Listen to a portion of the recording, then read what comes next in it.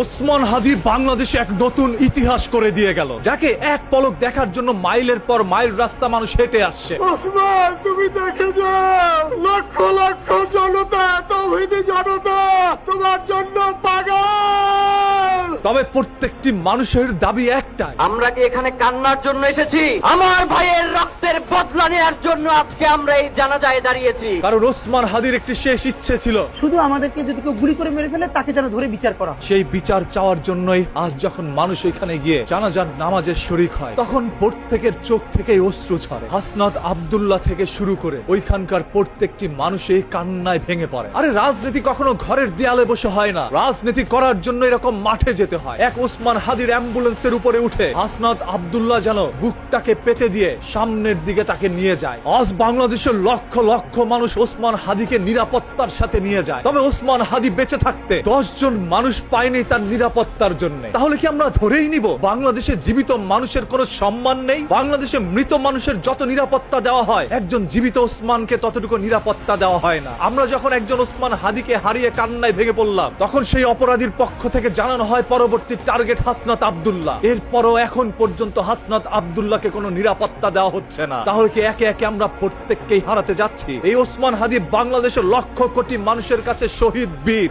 আবার কারো কাছে ওসমান হাদি রাজাকার। ওসমান হাদি যাদের কাছে রাজাকার, তাদের দৃষ্টিভঙ্গি আমাদের পরিবর্তন করতে হবে। যদি আমরা তাতে ব্যর্থ হই, তাহলে তাদের দৃষ্টি কেড়ে নিতে হবে। তাহলে এই বাংলাদেশের শান্তি ফিরে আসবে, আমরা স্বাধীন হতে পারবো। বাংলাদেশের ইতিহাসে তো আরো অনেকের কথাই শুনেছি, যাদের জানাজার নামাজে একটা এলাকার সহসভাপতি পর্যন্ত যায় নাই। তবে আজ একজন নিম্নবিত্ত পরিবার থেকে উঠে আসা একেবারে স্বাভাবিক একজন মাটির মানুষের জানা যায় এত লক্ষ মানুষ কেন একত্রে হইল? কারণ এইটাই মানুষের ভালোবাসা। এরাই বিদ্রোহী, এরাই চায় এদেশের পরিবর্তন, যেটা ওসমান হাদির হাত ধরে শুরু হবে। ওসমান হাদি মরে নাই, ওসমান হাদি বেঁচে থাকবে প্রত্যেকটি পরবর্তী প্রজন্মের মনে। ইনকিলাব জিন্দাবাদ। ইনকিলাব, ইনকিলাব।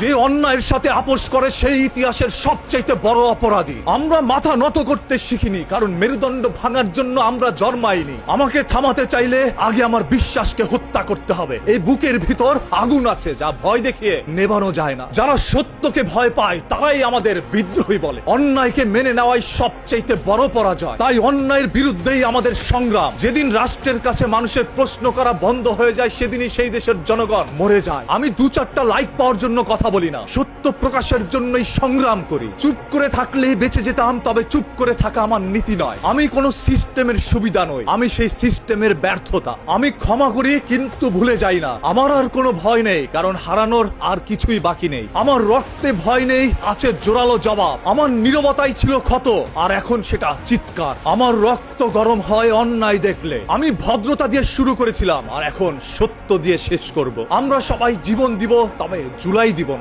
আমরা হয়তো মরে যাব, শহীদ হয়ে আল্লাহর কাছে পৌঁছে যাব, আর যতক্ষণ বেঁচে থাকি ততক্ষণ আধিপত্যবাদের বিরুদ্ধে লড়ে লড়ে নতুন বাংলাদেশের জন্য, ইনসাফের বাংলাদেশের জন্য নিজের জীবনকে জাহান্নাম বানাইয়া বাংলাদেশের নতুন একটা জান্নাত আনবই আনবো।